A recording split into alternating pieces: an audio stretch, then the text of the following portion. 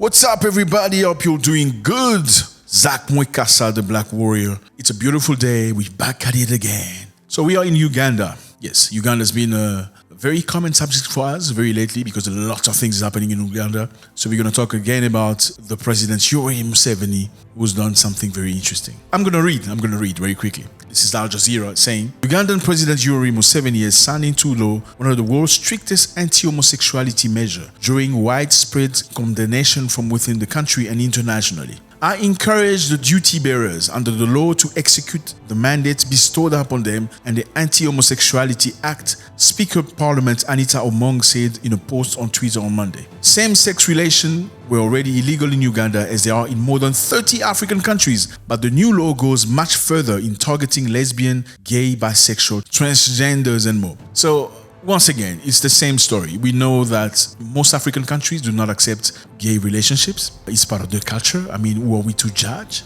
Most of them do not accept it. Most of them do not tolerate it. But then again, we see again the pressure from the West trying to push the idea into African communities. But we keep in mind that the same ideas are copied, or the same mentality is used in Arab countries. They do not accept homosexuality or any man and man, woman and woman relationship. So what does this law say?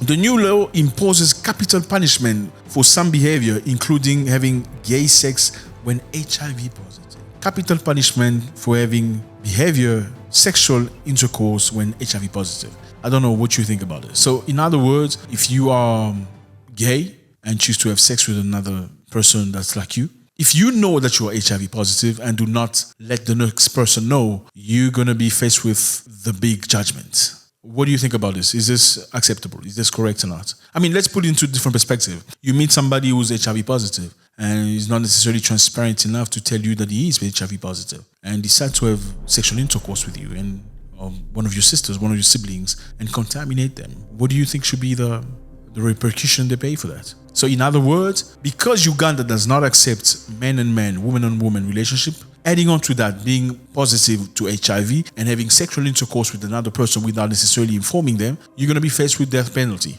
capital judgment. Okay, let's continue. It imposes capital punishment for some behavior, including having gay sex when HIV positive, and stipulates a 20-year sentence for promoting homosexuality. In other words, Ugandans don't want you to come to Uganda and start promoting homosexuality. So it's okay for you to be the way you are. It's okay for you to like other men. It's okay for you to like other women. But don't come to Uganda and start promoting that behavior. They don't want it. And I think when you go to somebody's house, you need to respect how they live, right? You go to Denmark, people take their shoes off before they get into the house. What do? You take your shoes off, right? You come to Uganda, some people take their shoes off before they get into the house. You do the same. You go to some cultures, people wash their hands before they eat. You do the same by respect, right? You go to Japan, people greet like this, bowing down. You do the same. You go to India, people do namaste to say hello to each other. You do the same out of respect. You go to Arab countries, men don't touch women within their hands. They create some distance. You do the same out of respect. So you come to Uganda, they don't want you to promote homosexuality, gay and man relationship. What do?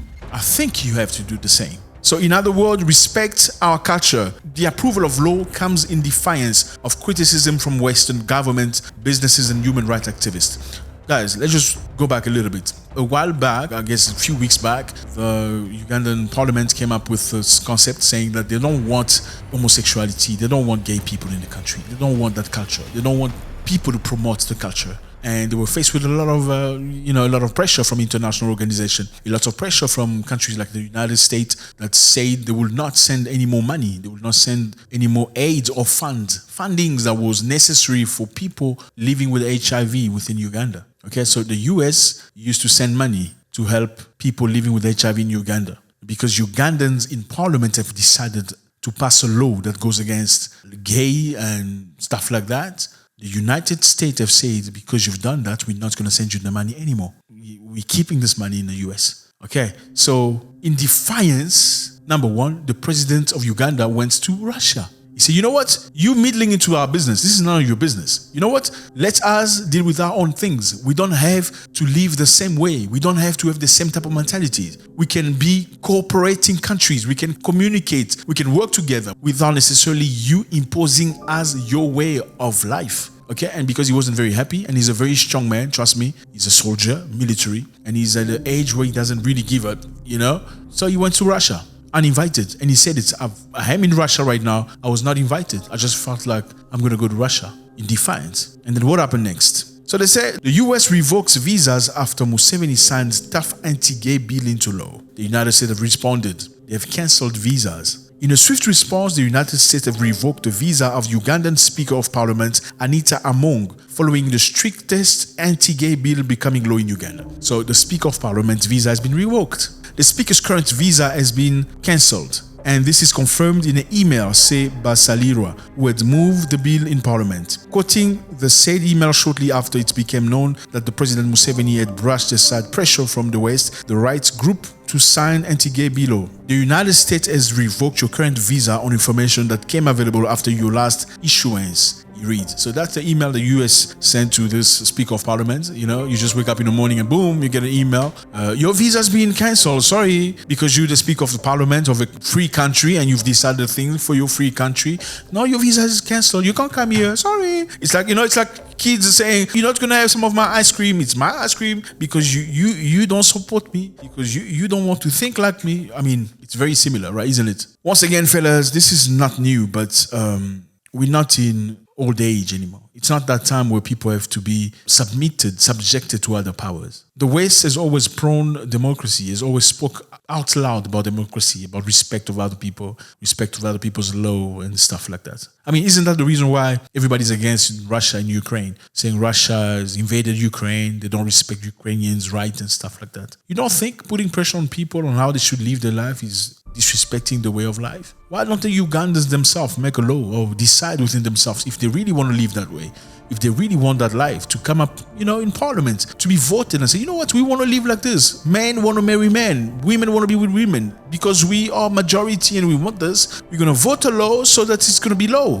From now on, men can marry men. Why don't Ugandans do that themselves, for themselves? Don't get me wrong. Yeah, we don't want gay people to be hurt. We don't want them to go through hardship. It's unfair. They said the law says that if you are gay, you're not going to be arrested. But if you start promoting gay ideologies, then that becomes a problem. And if you are gay and you HIV positive and you go sleep with another man knowing that you are HIV positive, I don't know if that's morally right. So I don't know, fellas. Tell me what you think.